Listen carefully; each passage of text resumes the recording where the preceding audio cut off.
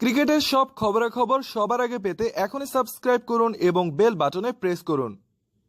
Series হার ঠেকাতে হলে কি করতে হবে বাংলাদেশকে? ক্রিকেট বোদ্ধারা উত্তর দিলেন ৩০০ শব্দটা মাথায় ঢুকিয়ে ফেলতে হবে টাইগার বাহিনীর। আগে ব্যাট করলে ৩০০ রানের কম করা যাবে না, আর প্রথমে ফিল্ডিংয়ে নামলে নিউজিল্যান্ডকে যে কোনোভাবেই হোক বেঁধে রাখতে হবে ৩০০-র মধ্যে। আগামীকাল অনুষ্ঠিতব্য ম্যাচটি হবে নিউজিল্যান্ডের ক্রাইস্ট চার্চ মাঠে। এই মাঠ ব্যাটিং স্বর্গ বলা চলে। এখানে জেতার জন্য ব্যাটিংয়ে অনেক বেশি রান করা ছাড়া আর কোনো উপায় নেই। হ্যাগলি ওভালের এই মাঠ বাংলাদেশের জন্য অপরিচিত নয়। গত সফরে এই মাঠেই সিরিজ শুরু করেছিল বাংলাদেশ। প্রথম ৪৫ ওভারে ২৬৪ রানও হয়েছিল সফরকারী দলের। ২০১৬ সালে অমন মারকুটে ব্যাটিংও ব্যর্থ হয়েছিল সেদিন দুটি কারণে।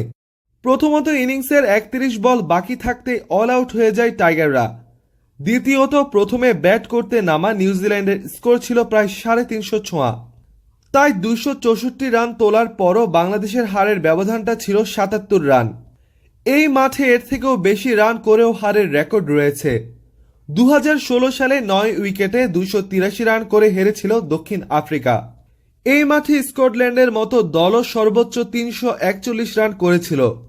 আগামীকাল এই মাঠে প্রথমে ব্যাট করতে হলে বড় লক্ষ্য নিয়েই মাঠে নামতে হবে বাংলাদেশকে। Trent Boult, Matt Henry, Lockie ফার্গাসনের মতো অগ্নিঝরা বোলিংয়ের সামনে দাঁড়িয়েও বল প্রতি রান তোলার চ্যালেঞ্জ নিতে হবে। টসে জিতে ফিল্ডিং বেছে নেওয়ার ইচ্ছাও জাগতে পারে দলের। পরিসংখ্যান কিন্তু এ ব্যাপারে সতর্ক করছে টাইগারদের, কারণ পরে ব্যাটিং করে জয় পাওয়ার সংখ্যা খুবই কম, মাত্র ৫ বার। অন্যদিকে বাংলাদেশ ব্যাটসম্যান নিবে ৮ জন। সেক্ষেত্রে বাংলাদেশেরও উচিত প্রথমে বোলিং না করে ব্যাটিং করা। আগামীকালের ম্যাচ জয়ের জন্য তাই মূলত দুটি বিষয় মাথায় রাখতে হবে বাংলাদেশকে। প্রথমত, টসে জিতলে ব্যাটিং করা, আর দ্বিতীয়ত ব্যাটিংয়ে নামলে ৩০০-র বেশি রান করা।